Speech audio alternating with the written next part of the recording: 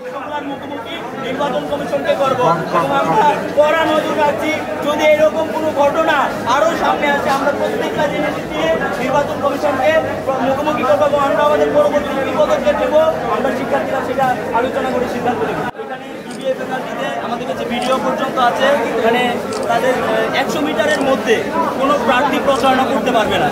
কিন্তু আমরা দেখেছি, আমি নিজেও যখন লাইনে গিয়ে দাঁড়িয়েছি এই আইটি ভবনে, আমাকে এসে বিভিন্ন এই টোকেন দেওয়া হচ্ছে, কিন্তু এটা হওয়ার কথা না, এটা হচ্ছে আচরণবিধি লঙ্ঘন এবং আমাকে ছাত্র শিবিরের একটা টোকেন দেওয়া হয়েছে। এইরকম ঘটনা এখানেও ঘটেছে, আমাদের কাছে ভিডিও পর্যন্ত আছে এবং ছাত্রী সংস্থার হচ্ছে একটা ভিডিও আমাদের কাছে অলরেডি এসেছে। আমার ডাকসু একটা পেজে সেটা আপলোড হয়েছে, আমি আপনাদেরকে মানে লাইভ দেখাতে পারবো এবং এটা নিয়ে অলরেডি আলোচনা সমালোচনা চলছে।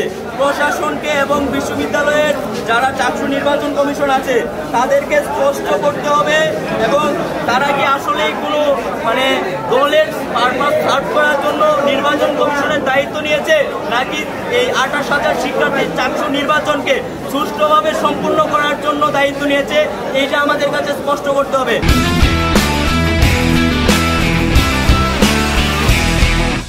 আমরা দেখেছি বিগত সময়েও আমরা হচ্ছে বিভিন্ন জিনিসগুলো নিয়ে আমরা নির্বাচন কমিশনকে কনসার্ন করেছি। আমরা বলেছি যে ভোটার কেন্দ্র বাড়াতে হবে, ভোটের পক্ষ বাড়াইতে হবে, কিন্তু আমরা সেটা পাই নাই। আমরা দেখেছি নির্বাচনে আমরা ভোট দিতে আসার পরে বিভিন্ন কেন্দ্রে গিয়ে আমাদেরকে ভোট দেওয়ার জন্য 1 ঘন্টা 2 ঘন্টা অপেক্ষা করতে হয়েছে, অথচ আমাদের বিশ্ববিদ্যালয়ে এনাফ স্পেস আছে, আমাদের অনেকগুলো ফ্যাকাল্টি রয়েছে।